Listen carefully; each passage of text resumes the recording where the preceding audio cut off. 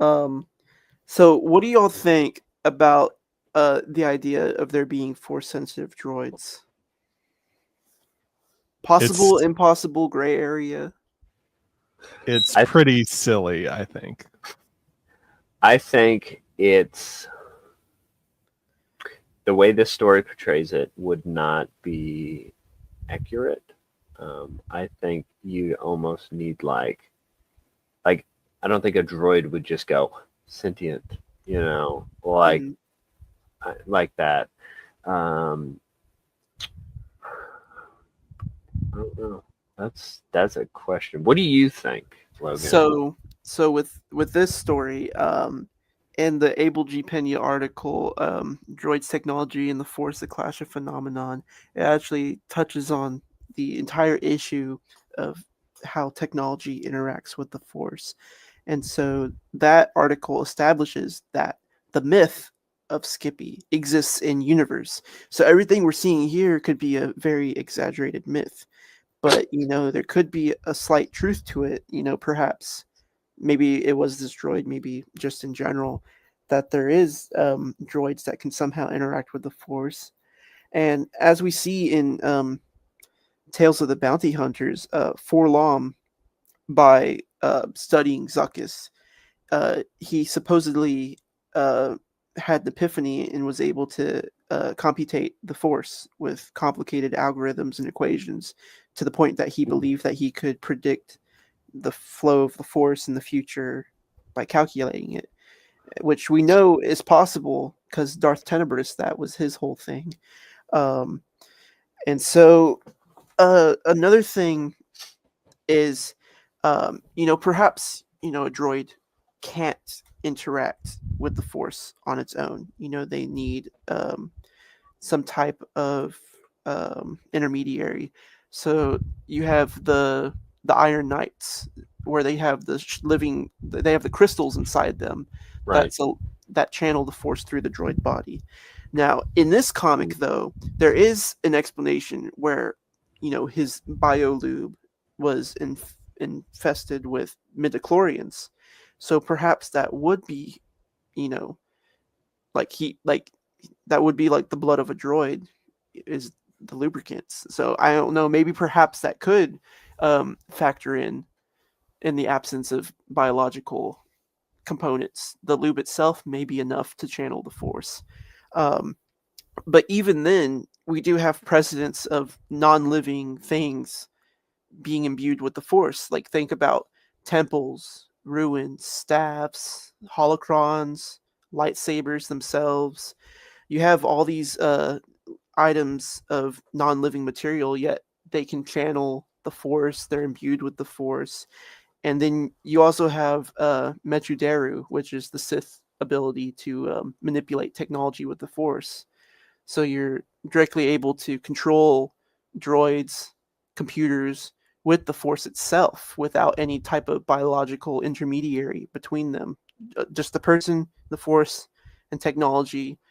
Kazdan Paratus imbuing droids, piecing them together and giving them an aura of the Force to continue living. Um, so I feel like um, there is a lot of precedence to say maybe. Um, I think it's a big gray area, Mhm. I think you've convinced me more Yeah, that towards that. and that's a heck of an argument. that's not even with the supernatural encounters lore. Ooh, okay. So That just that alone. That yeah, that's cool.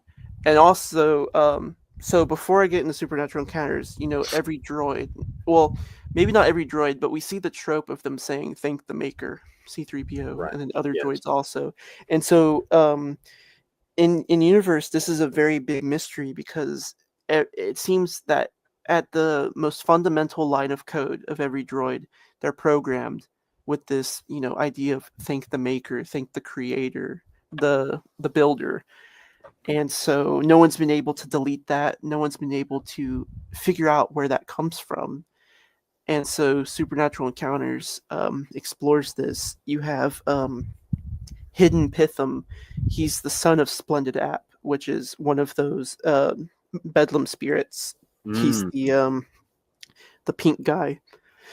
And so he makes Pitham as his son, and Pitham is like designed as like this crystalline entity who can control time and dimension rending, stuff like that. And so that's very powerful. And then you have Typhogem, which is Cthulhu, god of the Sith. He wants to be like the most powerful god, so he's on this quest to find power, like the Kyber crystal, all the crystals, basically making the Infinity Gauntlet, trying to be Thanos type thing. And so, a part of his quest is he wants to take Pitham and, take his powers. And so Pitham realizes, how much of a threat Typhogem is. And so, to escape Typhogem, what he does is he disperses his life essence into the universe, so Typhogem can't get to him. And so, given that he's a crystal himself, he disperses his life force across the silicon matrix of the galaxy, which I don't really know what that means. I think maybe it's just like, I guess he's imbuing himself into like the technology of the galaxy. And so by doing so, I guess the silicon or whatever is used to create the brains of droids, whenever a droid is built, the metal frame, and whenever it's given the ability to communicate and have artificial thought, then Pitham's essence would supervene upon the substrate of the droid to bring forth robotic life.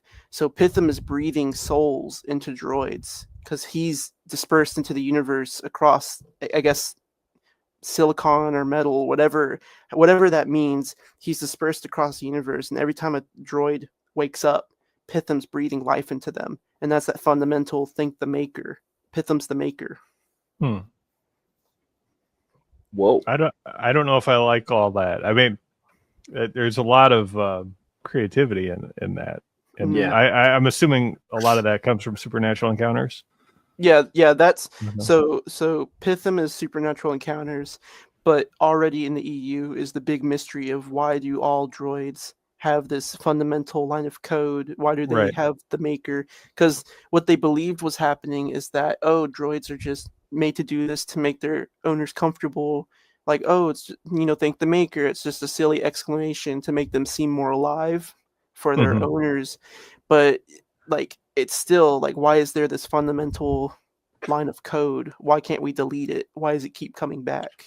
You also have the fact that if a droid does not have their memory wiped, after a while they start to gain more independence. And then you also have like the IG units. They were highly intelligent, where they were plotting to take over the galaxy. Yeah, he almost like superseded his programming. I think therefore I am. So he became realization of himself, like his own thoughts and his own. He didn't need to follow his programming. He could sort of like do what he wanted to take over the galaxy. And see, even then, given that R2D2 and C3PO, they're the custodians of the Journal of the Wills. So even them, they're already interwoven into the Force, into fate. So droids may be made of non-living things, but they're still heavily integrated into the Force. Because it sounds like that the Force uses the droids anyway. They follow the will of the Force as well. Yeah, and like the idea I have is that life interacts with the living Force, because midichlorians are those intermediaries between the wills and the celestials. So the will of the Force comes through to the midichlorians, which translates that for living beings within their bloodstream. That's why they're able to hear, because they have the midichlorians. The midichlorians are like telephones. When you have a droid, there might not even be a need to have midichlorians. They can just directly communicate with the cosmic force as if it were like energy, as if it was a signal for the droid. And so like when you have things like crystals, like lightsaber crystals or crystal shards for the Iron Knights, those crystals are taking this the flow of the force and just like channeling it directly. There's no need for midichlorians with those. That's neat. It's a really good way of seeing it, and like Scott said, an argument for it. Wow. I like the idea of like droids being force sensitive. I think that's more convincing than maybe some of that other stuff. But you also have, in terms of the maker, C-3PO, like in the films, he refers to Anakin when he sees him as the maker. So it's not necessarily Anakin infusing a consciousness, a soul into him. He just put them together, and C-3PO is able to recognize that. Well, but even then, C-3PO was already a droid for a century before that. So if anything, Anakin just refurbished C-3PO. Nice. So that's the thing with that. Interesting. I didn't know we were going to go that deep with Skippy. I told you I had notes. Whoa, that was nice. It was that was incredible. Now, if this story, Skippy the Jedi Droid, didn't have references to never let him play in droid type games and have these Easter eggs in here and have cinnamon buns, if it wasn't silly, if they took the silly elements out, could this be believed by fans as canon, as part of the EU legitimately? I can definitely understand why the idea is silly, but like just like with looking at like when you immerse yourself in the EU and you see all this precedence and like different facets of technology in the Force, like I believe it could.